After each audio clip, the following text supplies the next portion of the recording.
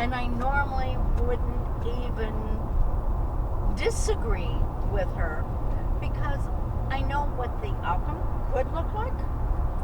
So it's easier just to go, oh, yeah, unless she pushes the issue and actually asks, you know. So so for Joey to have the same false impression that is the exact opposite when there have actually been fairly extreme measures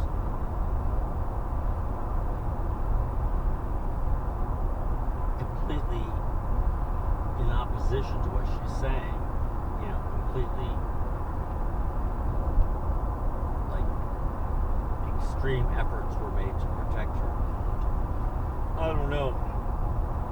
I mean, I don't know what personality disorder allows for a misperception a gulf that big. Yeah, I understand that, but, and I don't know, but nor do I care. I don't need to put a label on it to make me feel better. No, we don't need it. I would like it to be different, but after this last confrontation with Joey, Beth said that she really just walked away. Well, I mean, there's just... Beth walked away, got in her car, and then because she walked away, Joey spewed for, like I said, pages. And it was repeating a lot of the stuff she had said earlier with the texts and emails to Beth. But it was more a, you know, I thought you understood. I thought you would have gotten help. Like, help for what? You obviously don't listen. You've never protected me. You've never cared about anybody but yourself. And you know, and I looked through and I said, well, what was your response to all that? She said, do you see one? I said, no, that's why I'm asking. She said, I'm not responding. She said, I've had it. I can't keep putting myself out there and trying to understand the situation or even try to have a discussion with her because it's not a discussion. Well, and there's no understanding. Shy of Beth saying, oh my God, I know I was such a horrible mother. I only thought of myself. I'm so critical. I'm so hateful. Unless she regurgitated every single thing Joey said, it's not going anywhere.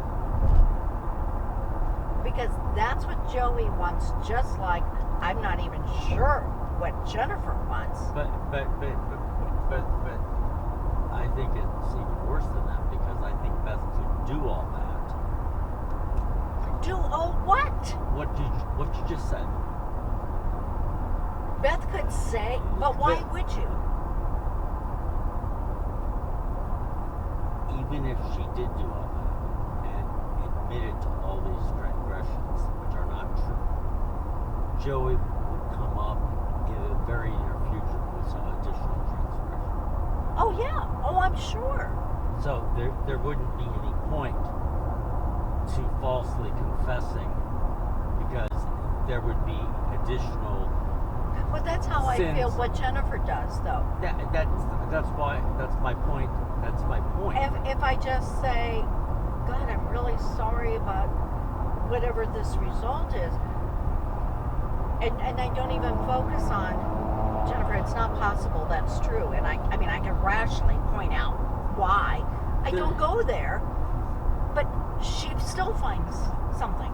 Well, yeah. Because it's like, okay, let's move on to the next time where I'm not there for you.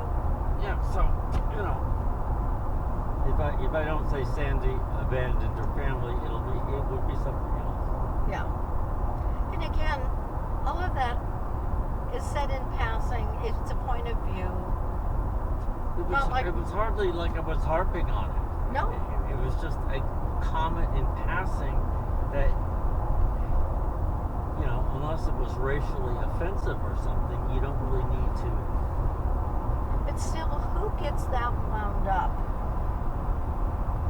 I Well, remember that specific conversation because you were sitting on the other side of Jennifer. Exactly. I was trying to talk to you, and Jennifer butt in, saying that, you know, we couldn't use those words, and we couldn't possibly understand, and I just sort of thought, what the fuck? What's this got to do with you? Any more than She's never. what she's- job Aaron takes Yeah, she's not. is none of Jennifer's business. Well, I mean, unless there's some secret relationship going on that she's lying. But can those not be separate things? You want to have an affair, any secret with Martin. How does your sister working for him affect that? Well, if she was having a secret relationship, she would have a dog in the fight. She what? If she was having some type of secret relationship, she would have a dog in the fight, I think. But it would, you know,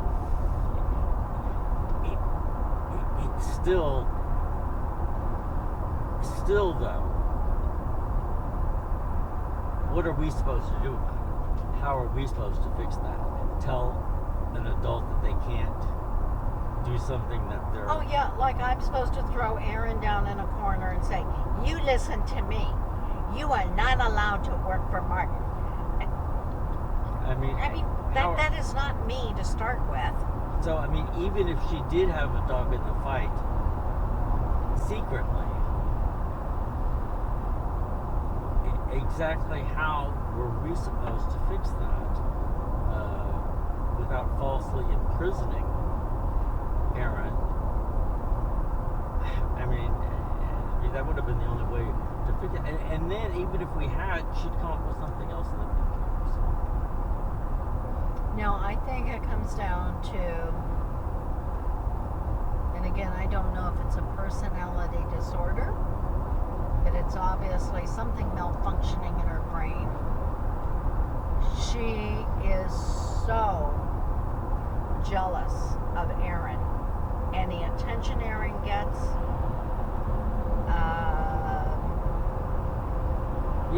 she did not want to share us. She wants to be the focus. She wants to be the center of everything. She wants her kids to be the center. They're to be the only grandchildren I have. And I'm spending time with Dana like I did with not even as much as with them. I mean, I did come out on weekends. I did everything I could with the grandkids. Within reason. And without trying to overstep boundaries. I never told her how to treat the kids. I never got into it with Dell.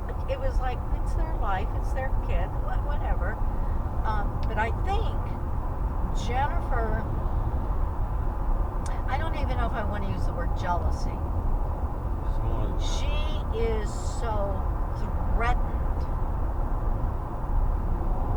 Whatever place she has in her head of where she is in relationship to all the characters around her.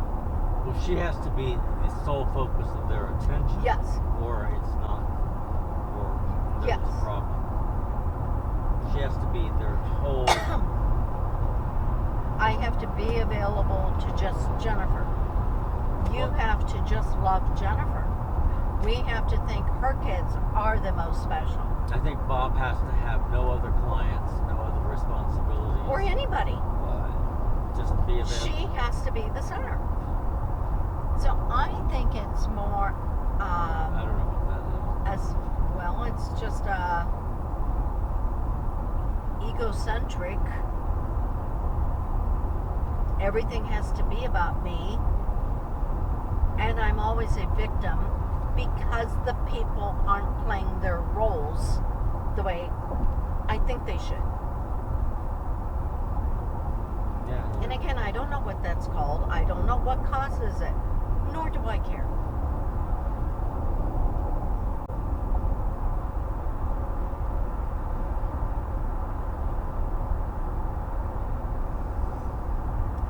forget that I had a trust issue with people. And somebody could sit down and definitely figure out where it comes from. I didn't care about any of that.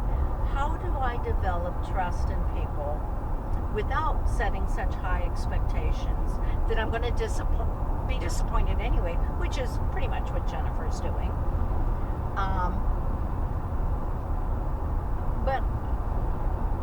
But also having healthy boundaries, because when you're a kid, you don't set boundaries. Well, little did I know that children are taught to set boundaries. You know, I didn't know that. But that all comes into play with the trust thing.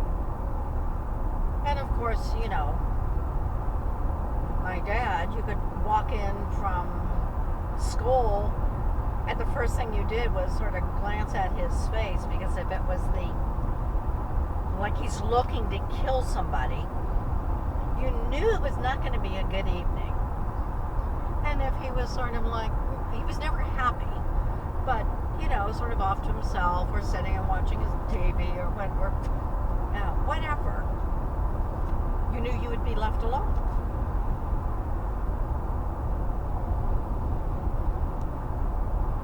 I mean, Beth has even brought up, as far as my dad, I don't understand what it was that made Dad go after you all the time. She said, I know you were the oldest, and I know you two never saw eye to eye, but still. And I said, oh, but psychologically, I can explain it. I was the most vulnerable. I was the one that would not fight back. And often, that's why women get beaten in a relationship. They excuse the behavior. They rationalize the behavior. Certainly it was their fault. Because if you look at it, there's somewhere where, oh, if I just hadn't said that, if I just hadn't looked at him this way or that way. Right, and so we're But a strong woman that comes back with oh, you will not ever do that again, then often puts, you know, I mean, either the guy's going to clock you and you are going to leave, or you're going to be the woman that blames yourself and lets this continue.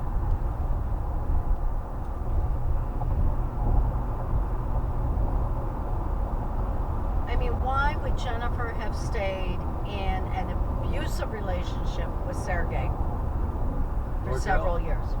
Why then did she stay in and remember, it got to the point of, well, he's taken my car. Well, he's blocked my car in. Well, he's cut up my credit cards. Well, he's done this, he's done that.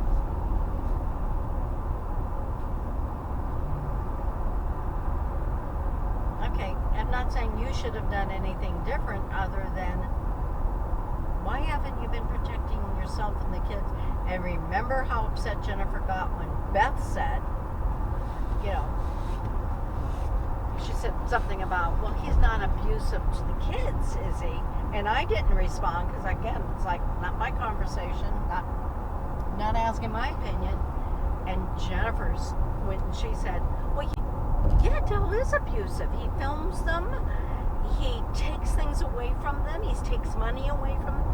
And that's when Beth, she said, once that I know of, she said, oh, shame on you, Jennifer. Now, I would never have said that. I think that's a little, but it's my sister. Her opinion is always, you know, important. But she made Jennifer cry. And Jennifer said she would never forgive her for that. I said, but she wasn't. I said, I think you're taking it wrong. She just was sort of looking for, well, what is your bottom line, Jennifer? What does it take? I mean, you're saying he abuses you, you know, psychologically, mentally, verbally. He does it to the kids. You feel beaten down. what is it going to take to change the scenario? She wasn't saying you're a horrible person. I said, now, could she have worded that differently? Sure. But I sort of like, okay, move on. But Jennifer would never move on. She'll never forgive Beth.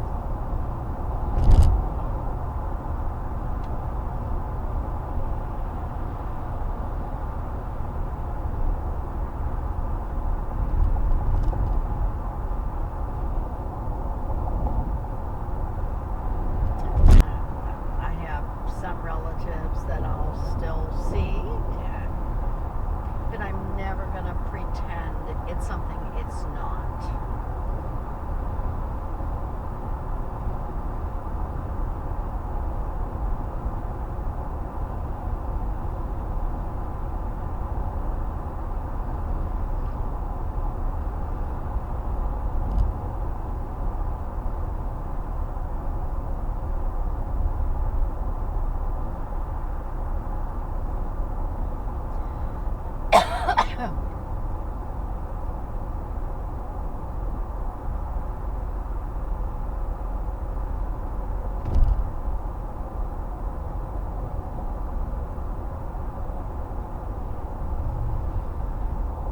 So I didn't get any pictures of any birds. We got no pictures of Beth.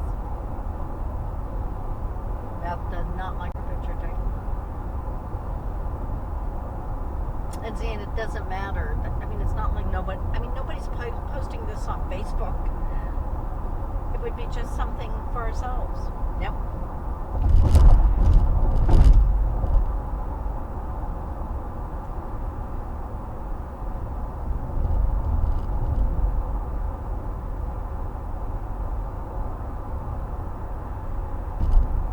And I do think Beth had every intention of bringing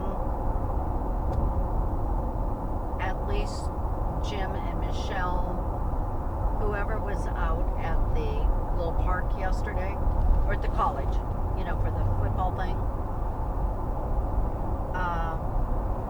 Because, when I texted, you aren't bringing the Duffys aren't coming, or something like that, right? Remember, she didn't respond. Yeah, no. Her phone is always with her. And when we were walking down the hallway, either back to Dad's or I don't know, walking, I can't remember now. But she said, I said something like, well, what's on your agenda for tomorrow? We'll be leaving. And that's when she said, well, we could either get together for breakfast or coffee if you want. She said, then I'm just going to come over here with Dad.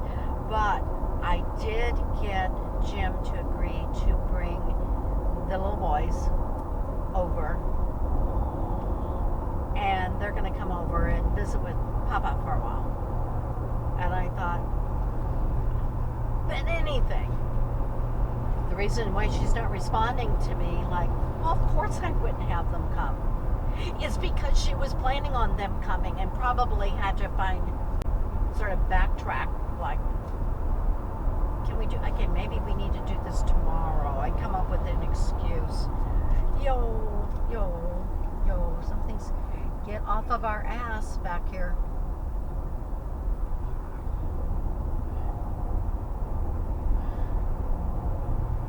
Yes, you can read my lips. I don't know what that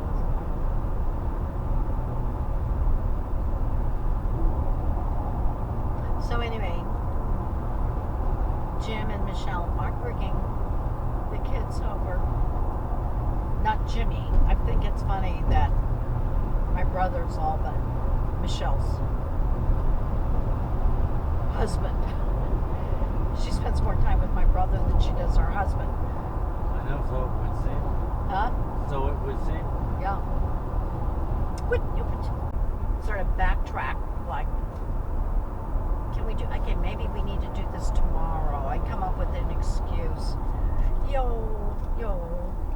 Something's, get off of our ass back here.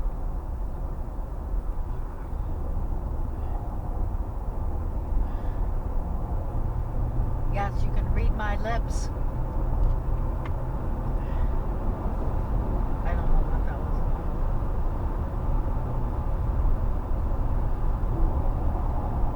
about. So anyway, Jim and Michelle are bringing the kids over.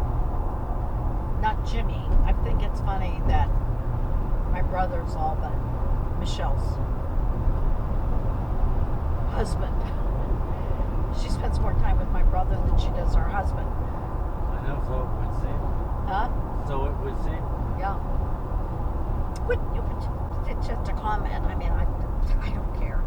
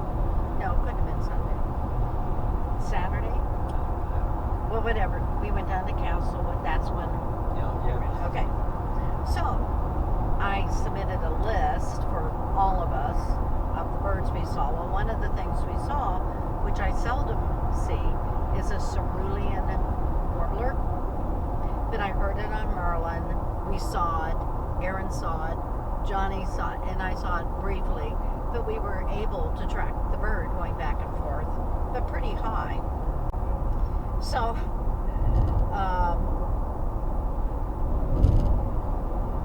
Diane says to me, do you recall where you saw the cerulean at Castlewood? They used to nest there consistently, but I haven't had them there in a few years. You know, because she does track their populations and all that good stuff. So I responded with, yes, like I do remember. I said, parking near the railroad trestle, walking along pavement toward where the road circles back. It was flying back and forth across the road, but fairly high. He was hard to see, but Merlin said he was in the area. Then we spotted it flitting around one tree on the southwest side of the road. That's what I was looking at the map to give her a better idea. So she responded with, great, they used to nest near the train tracks. So it would not have been far from that. I mean, 2,000 feet, not even 1,000 feet.